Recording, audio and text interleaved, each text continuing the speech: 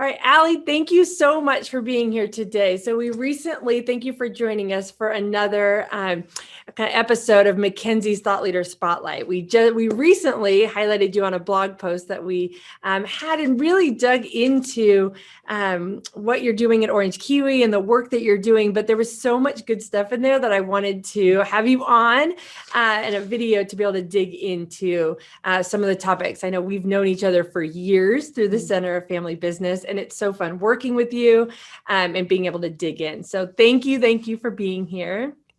I wanted to start for anybody, I can't imagine the family business space that doesn't know you, but can you just introduce yourself and tell us a little bit about the work that you're doing at Orange Kiwi? Sure, I'd love to. I love playing with you, Jenny. The work that you guys are doing is great. So thanks for having me. I really appreciate it.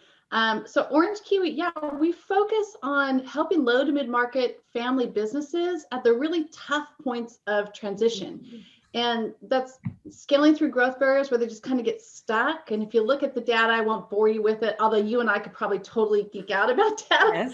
Yes. You can see thresholds and plateaus where way too many businesses that have tons of potential just get stuck. So what's going on there? And then family succession, again, so many struggle through that process and selling the business.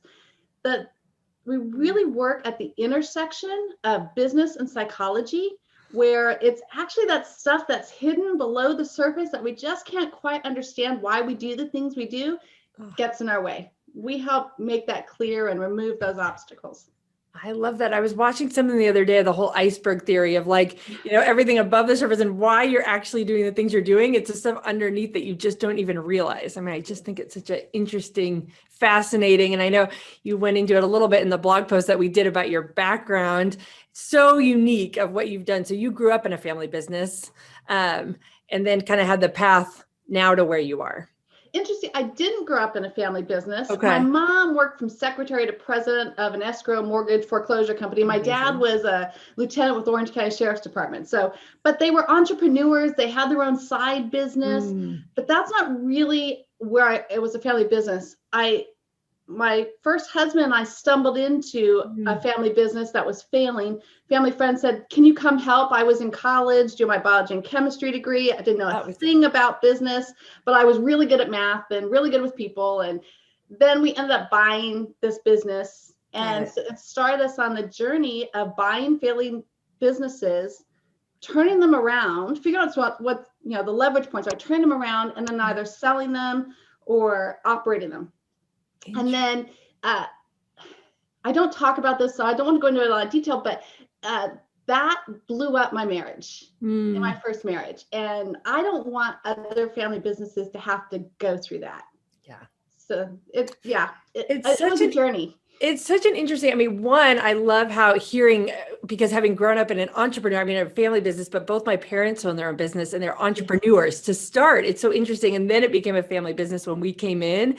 Yeah. So I think it's interesting of then how you guys then started taking businesses and turning them around. That's like your entrepreneur spirit there, right? Of seeing the potential of what we can do and where that is. And I love too, obviously, and I know working with you and knowing who you work with, that your passion for helping them to realize I don't want these family businesses to, and not even the business, but the family part of it, to have this struggle. And so how can you take your personal, everything we've been through, how do you take your personal story and help? And you can feel it when you're working with people of you truly want these family businesses or families to come together and have the business be secondary and support them. So I love hearing kind of where kind of that passion comes from. What I'm curious of, obviously this family business space is I love, and I could for days. What is your favorite, beyond that piece, what's your favorite part of working with family businesses? I just had a really fun family business owner. He told me I'm a masochist, which was a little startling at first, but I like the really hard stuff. Okay. There's some that are just fun and easy. I can go in. I don't have to work too hard because they've got a lot of what's called socio-emotional wealth. They really have cohesiveness. They have great communication. They're transparent. They're honest. They don't have a lot of dysfunction. Those are fun. Those are good. But I really like the ones where people have so much potential if they can just learn to see themselves differently and be willing to see their other family members differently, and then connect that to how they're making decisions in the business and how what they're doing as a family has impacted their success. All those strengths, all those attributes. The research is super clear. That whole concept of socio-emotional wealth, the non-economic, intangible attributes that give the family a competitive advantage of the business, is the key differentiator for businesses that continue to drive and are successful. It gives them the competitive advantage against other non-family businesses because they'll just go all in. And so these families, I love helping them find that again when they've lost it and seeing what happens. It's like a flower just blossoming and having a whole new life. That's the best part. So the messy stuff. I like the messy stuff. I love the messy. Are you the one that can like go in and, I don't see the potential, of like the flipper kind of house, my husband can go in and say, oh my gosh, I can see the potential. I can see the root or the foundation that's there.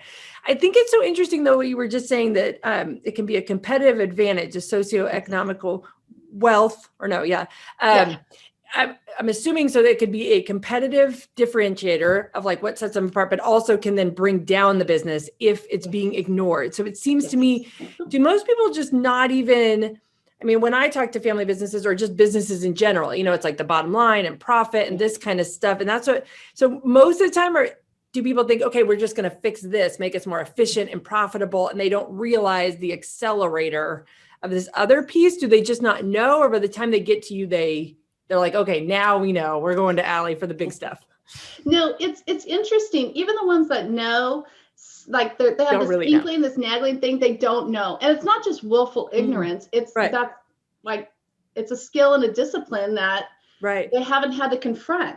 So when they come to us, the pain is almost always in the business. It's always, we've got staffing issues, we've got high turnover, our bottom line's not growing, we've got supply chain issues, or we're not getting along, or I just need to get this person. There's an identified patient, right? This person's the problem. Yeah, and then everything will be fine. Fix that, and that'll be fine. Yeah. But once you dig in and you help that, it's easier to start with the business, right? Because that's the objective. That's where all the symptoms are. It's in the business and money domain. But the solutions are always going to be something with the self. It's going to be personality. It's going to be motivations. It's going to be health, relationships, legacy, what's happening below the surface, because that's where the behaviors, the beliefs, the values are driving everything in the other two parts. So when they come to us, it's helping them scan their entire environment and watching little light bulbs go on. And is it like an addictive thing? Like, okay, like once I can't imagine I'm going to dive into the deep end of like, what are all my kind of issues here? But like, once you kind of see, okay, I've got this, it has a big impact. Then I can move to the next. And then I'm assuming that it's like, oh my gosh, then let's just start digging in and figuring this out. Yes and no? I wish it were like that. It actually gets kind of scary, right? Because we have to confront parts of ourselves that other people saw, that we didn't see. And maybe we didn't want to see it. Maybe we saw it and we just shoved it away. That's kind of scary. Yeah. Or we have to confront parts of us that we weren't aware of, other people weren't aware of, but they were there and they were driving it and they start to come to the surface. So it's initially scary until they get a sense of control. Because once you can name it and identify it, you have the ability to change it. And so it's oftentimes, more recently, the trend is around who they selected for their management team, and they'll build a management team that enables them to keep behaving the way they've always behaved, and then wonder why they're not getting the change. And so upskilling the management team brings in new people, new voices that will challenge you in different ways. But as you increase your self-awareness and you increase your other awareness, you start to be more effective and make other decisions. And it's like slogging through mud with the team who lets you stay stuck, or getting out of the mud and running with the team that helps you be your best. But it's scary to get there. I was just saying, it's got to be an interesting, and kind of even going back of, starting with the business is it also, I know that you had then your PhD in business psychology, but it seems to me that, most of the business classes I took did not deal with, So it's like you're coming out and it's like, if the numbers work and if the Excel spreadsheet, I mean, I'm a data company. And so, I mean, we want things to get like lined up, and if we could predict it, but we are living in a very unpredictable time right now. I mean, the trends and patterns are out of control. It's so interesting time right now. Is this not taught at the undergrad, or we're just not taught this? It just seems so interesting. Like you said, that people just don't even know, like it's a new concept, or it's not really a new concept. I would say it's a multidisciplinary approach. The whole field of business psychology is only about 10 years old, right? Okay. It took business, which is the hard, I mean, there's OD, industrial organizational psychology, organizational development. There's some soft stuff there, but it's still really focused on the business. Right. Most consultants focus on the business or the money, or they focus just on the self. But connecting that and bridging it in, and the frameworks don't teach it in school. I think there's some good authors that hint at it, like Collins, How the Mighty Fall. And if you look at some of his work, you can see the arch of human decision making and human choice, human behavior. Or who wrote Barbarians to Bureaucrat? Lawrence Miller's Barbarians to Bureaucrat, where he talks about the creation and destruction of wealth and the leadership archetypes that move from barbarian to from prophet to barbarian to builder, explorer, administrator, all the way down to bureaucrat, right? Interesting. Yep. And so we see these and they're predictable, but the research is newer. Got it. Although it builds on decades and decades of entrepreneurial research. You talked earlier about entrepreneurial personality. Until I did the research, I'm like, I didn't even know I had that stuff. There's so much. I feel like then it's addicting, then keep like digging in and figuring out or whatnot. So I am curious, because I had originally thought, but it seems like what the work that you're doing is maybe like the self and understanding that first. I really thought a lot of times that where dysfunction comes in an organization is then inner communication, right? And whether it's then with, especially in family businesses, is it first generation to second generation, or is it different pieces, or is it different departments? I just chatted with Daniel over at Whitaker before about finance and marketing. Like, we could not be more different, but so great to start understanding each other. So I guess 2 questions. 1, do you have to sort out like yourself first before you can communicate well with others? 1, and then 2, where do you see, at least for family businesses, because that's the space you're in, of where the biggest communication, like departments, generations, personality types? It's kind of a lot there. Yes, all of it. So if you go back, Google did some really interesting work on the Aristotle project, and the book, they wrote the book Rework. Okay. And what they were looking at is, they have teams all over the world. They have lots of data on all their staff and teams. What's the difference between a high-performing team and a team that's, just not? Right. And they found 5 attributes. I won't go into all that. You can get the book. But the number 1 was psychological safety. The number 1. Okay. When you look at other research, they look at, like, what does it take for teams to get results? The foundation's always going to be trust, the ability to engage in productive conflict. If that gives you the ability to commit, that gives you the ability to hold each other accountable, and then you get results. So that whole concept of psychological safety is absolutely critical. And then systems to undergird it. If people know how to play, and if they have psychological safety, they know how to play in the system, they know where they sit, they know what they bring to the table, then they can have conflict and challenge each other in ways that are safe. So when you say, you don't get turf wars. What was that last piece? You don't get turf wars. Often between marketing and finance in particular, turf wars, right? Marketing's like, we got to spend money to make money. Yes. Finance is like, well, what's your return on ad spend? How do we measure that? Like, can that be tomorrow? How do we know if the campaign's successful? So I mean, silly question, I'm sure, but so psychological safety, like, can you explain that? Like, simply, is that, like you had said, trust? So is that knowing, like, how do you explain that? Like a 5-year-old for me. Like a 5-year-old. So really what it means is the team, boil it down to trust each other. Okay. And the Navy SEALs have a really interesting paradigm for that. They look at trust 2 ways. They say, do I trust your competency? Do I trust you on the battlefield? Are you competent? Am I going to trust you with my life? Yes. Or Do I Mm. trust your character? Would I trust you with my money and my wife? Right. Right. And so you want both. Okay. On a team that's psychologically safe, I love that. there are people that are competent and Mm-hmm. have strong character. You have each other's back. You Right. win together, you lose together. You're not pointing fingers. Right. It's not turf war. It's not me and mine. Right. You're looking at the whole company and the whole team. I love that. That's a whole Stephen Covey is speed of trust and all that kind of stuff and that competency of how to build trust. And that's the thing I think really of starting to understand. We do a lot of like strength finders and we do a lot of things to start understanding where people are coming from, that I'm the big idea and lots of things or whatever. And I've got my analysts who are fantastic, but I always say they rain on my parades. They tell me everything that could be wrong with my idea. Yeah. Like, this is not fun. And I used to get really upset about it, but now I know they're protecting me.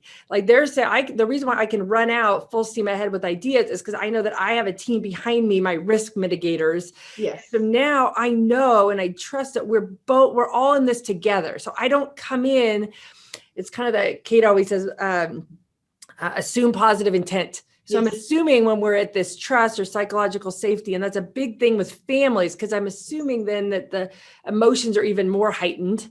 Yes. That if we're going to all be trusting each other, moving in the right direction. So how did you get there? What I hear in that statement, Jenny, is there was a time where you didn't believe that they had your message and you were fighting, you felt like you're fighting against them. What was the shift for you? I think that the biggest thing, which I've been just trying to do in general, is slowing down enough to have, I think you said in the beginning, of having constructive conversations. Like, I didn't slow down enough to even say, when you say this, it makes me feel like you are raining on my parade and that you don't love the ideas and that you're not on board. I just made the assumption, plowed forward and said, they just don't like my ideas and they don't want to grow this company. And I just didn't even stop. And I think it takes a little bit of vulnerability. And so I've really been using that conversation of what I'm hearing. And I think Brene Brown, the story that I'm telling myself is, you don't want this new project. The story that I'm telling is this. And they were like, that's not it at all. Like, we would love to have this, blah, blah, blah. It was like the weirdest thing. Once I got my assumptions and my thoughts out of my head and just said it out loud, then they were like, well, no, that's not what I mean. And even like conversations with mom or dad, or even, my sister with Kate, when I hear you, I'm the sales and marketing, she's more finance. When I hear you on about, where we are, I think that you're saying that I'm a bad salesperson. That's not what I'm saying at all. So I think once we get the vulnerability to put it on the table, everything shifted. And then now I assume positive intent when something's coming out and, I get triggered real quick, and I'm like, what I'm hearing is this. And then we've had conversations, like if I say, I'm assuming that you don't want this project. That's what I'm hearing. And they'll be like, no, that's not what I meant. But every once in a while they'll say, yeah, we don't want this project. And these are the reasons why. Then I can understand, as opposed to coming up with this entire story of why I don't think they want the project because X, Y, Z. And they're like, well, because we've been down this road before, we know it actually won't work. And we're trying to protect us and our company, not just, we don't want more work.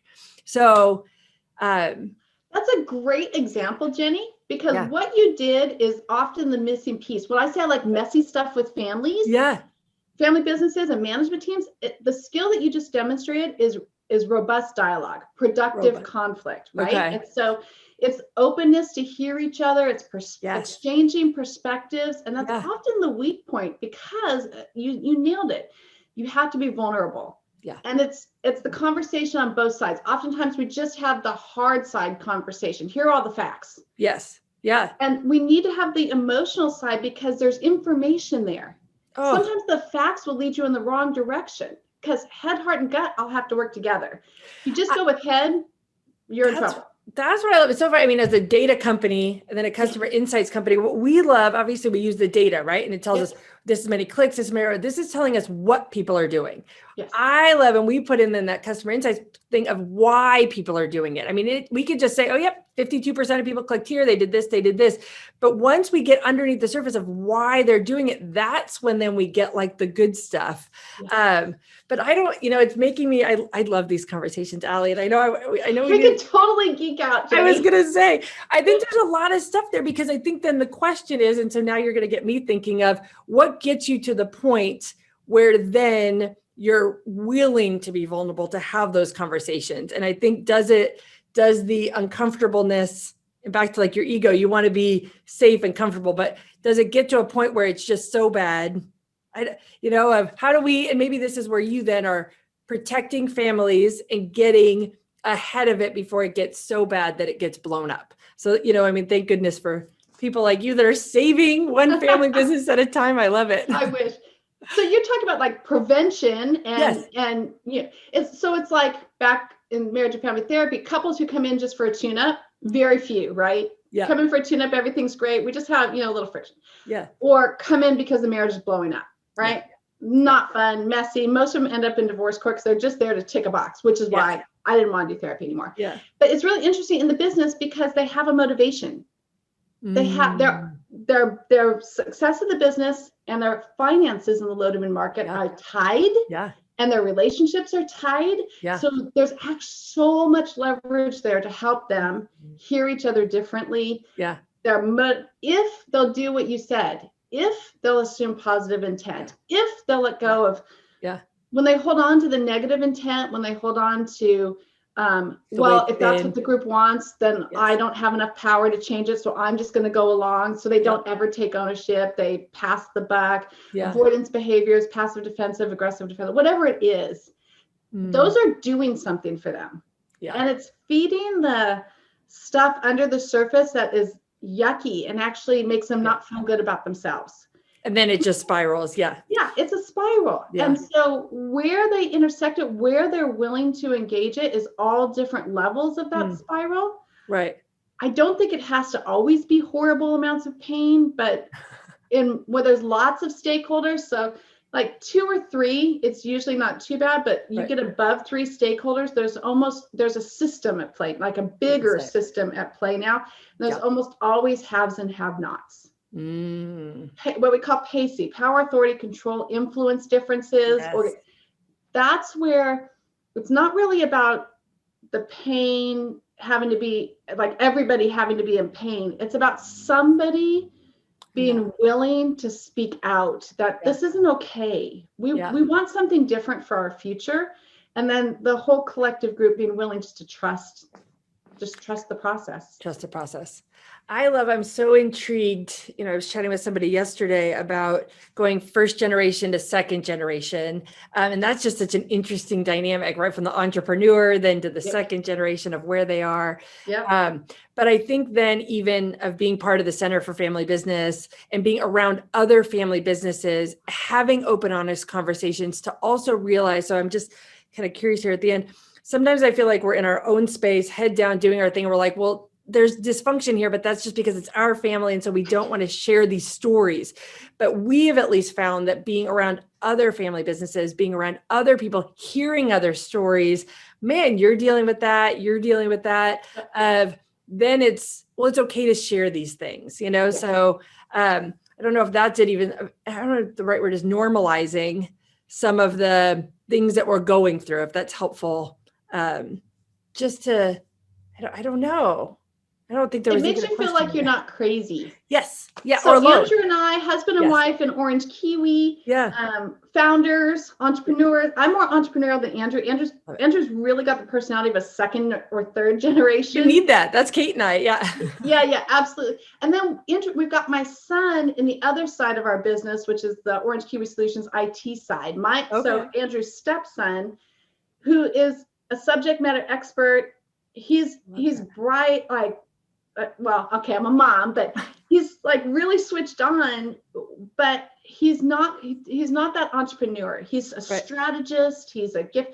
So we had to partner him with somebody else because we intend to transition the business to him. Right. Yeah. It's been a super interesting process for me to step into the world as both a subject matter expert in this, but having to deal with this in my family. And so it's way different. Like, it's way different to try and, because they don't want to hear it from me. right. So, well, All right, mom. Yeah. right, Yes. mom, go away. So I have to practice what I preach without preaching Yes. to my own team, which, yes.